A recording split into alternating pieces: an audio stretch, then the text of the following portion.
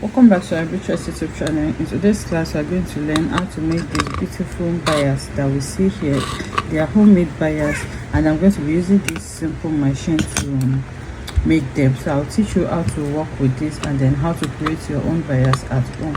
So all you just need to do is your bias maker, your fabric, and your iron. I'm using this portable iron. If this is something you like to learn, kindly stay tuned to the end of this tutorial. Thank you. Okay, so to make this bias is very simple. You are going to need this tape maker set. Okay, it's sold anywhere they sell tailoring material, and then the one I have here comes in 4 sizes. There are some that have more than 4 sizes, so mine comes in size 6, 12, 18 and 25, depending on the width of the bias maker that you want to work with and the bias that you want to work with basically. So now I'm going to open it out now, and then I'm going to bring it out. So these are the 4 sizes that we have here. The width of the fabric that you're going to cut depends on how wide it is here, so you just increase it a little bit so that it can fold over. So for this, I'm going to be using both these 2 middle sizes for the tutorial. So I'm going to keep the smallest one, the size 6 and size 25. So for this, you can see my fabric here. So what you just need to do is to take this now, and then this open part, you are going to slot your fabric inside like this. So you're going to slot it in, so it becomes narrow. You can see how the shape is when it gets here, so you may not be able to bring it out. So once you get to this place, you just need something tiny to just push the fabric out. Okay, you need something tiny to push your fabric out here. And once you push your fabric out, you are going to bring in your hot iron. So you can see my fabric now.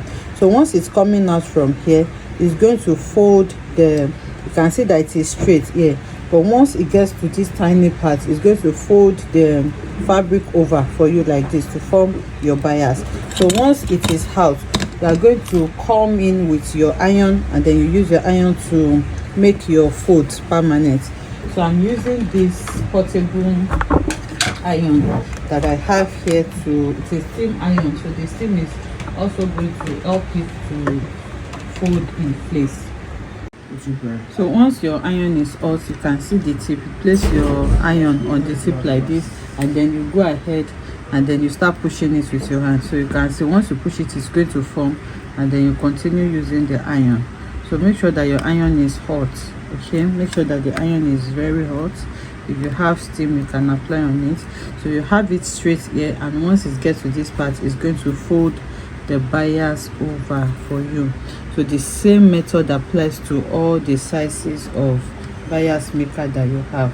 You can see what I have here. You can see how wide the bias is. So if you don't want your bias to be wide, to be as wide as this is size 18. I'm going to go ahead and use this size 12 as well, so that we can see what it will give us. So this is size 12. I'm using my Ankara print for this, and then you're going to slot it in the same way you did for the first one.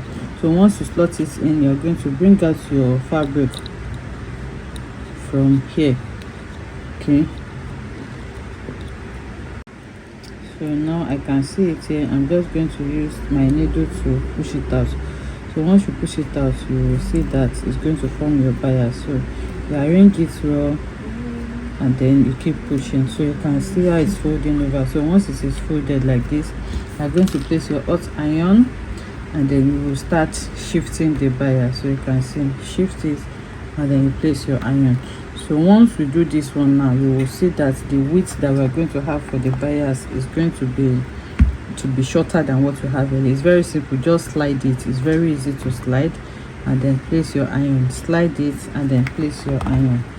So once you do that, you are going to form your bias. So this is the bias that I have for this, and then you can see how this is folding over. So with this, you don't need to buy bias again, and you can see the width. You can see that is different. So if you want something smaller, you can go ahead and use this. If you want something wider, you can use this as well. It is very easy to use. It is beginner friendly, and it is very, very comfortable to use.